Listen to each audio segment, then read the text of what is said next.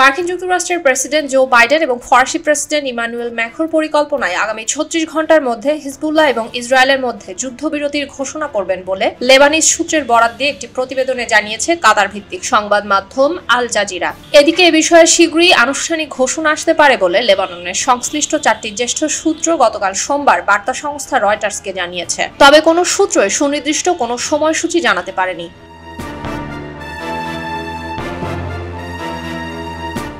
ওয়াশিংটনে হোয়াইট হাউসের জাতীয় নিরাপত্তা মুখপাত্র জন কার্বি বলেন, আমরা খুব কাছাকাছি চলে এসেছি, তবে সবকিছু চূড়ান্ত না হওয়া পর্যন্ত কিছু হয়েছে সেটা বলা যাবে না। ফরাসি প্রেসিডেন্টের দপ্তর থেকে বলা হয়েছে, ইসরায়েল এবং হিজবুল্লাহর মধ্যকার যুদ্ধবিরতি আলোচনায় উল্লেখযোগ্য অগ্রগতি হয়েছে। এদিকে জেরুজালেমে ইসরায়েলি সরকারের একজন জ্যেষ্ঠ কর্মকর্তা জানিয়েছে, যুদ্ধবিরতি চুক্তির খসড়ার অনুমোদন দিতে আজ মঙ্গলবার বৈঠকে বসবে ইসরায়েলি মন্ত্রিসভা।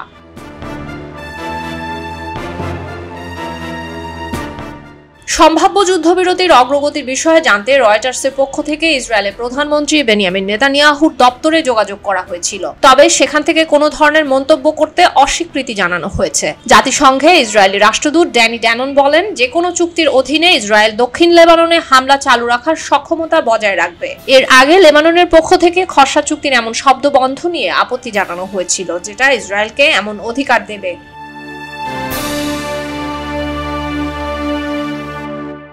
এদিকে যুক্তরাষ্ট্রের পররাষ্ট্র দপ্তরের মুখপাত্র ম্যাথু মিলার বলেছেন, যুদ্ধবিরতি চুক্তির খসড়া নিয়ে দুই পক্ষের মতপার্থক্য উল্লেখযোগ্যভাবে কমে এসেছে, তবে চুক্তিতে পৌঁছানোর জন্য তাদের এখনো বেশ কিছু পদক্ষেপ নেওয়ার দরকার হবে।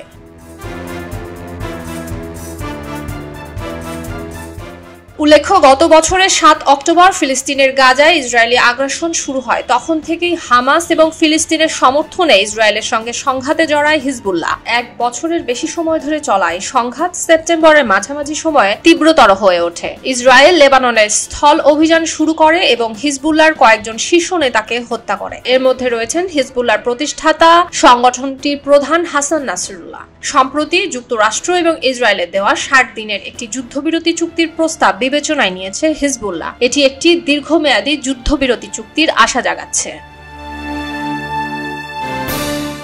সুলতানা দিনা, খবরের কাগজ।